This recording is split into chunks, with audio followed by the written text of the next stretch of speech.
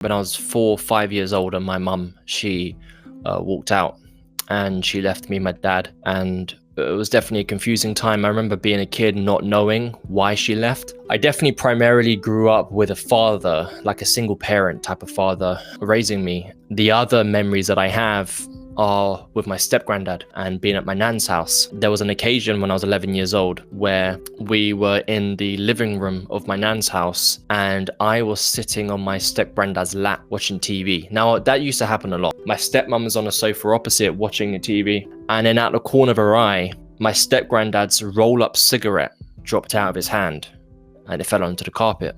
And she just assumed he would bend down to pick up the cigarette. And time went by, but he didn't bend over to pick up the cigarette because now it's burning a hole in the carpet. And then she looks up and then she sees movements going on underneath the blanket in between my legs.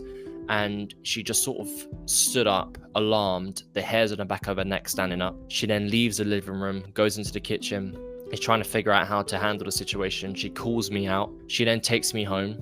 She tells my dad. I do remember the energy. I remember how I felt. I remember being sort of somewhat scared. And then he said to me, right, you're not going around there again. You're never going to see him again. You're not going to go to school, tell your friends. You're going to keep this to yourself. That's it.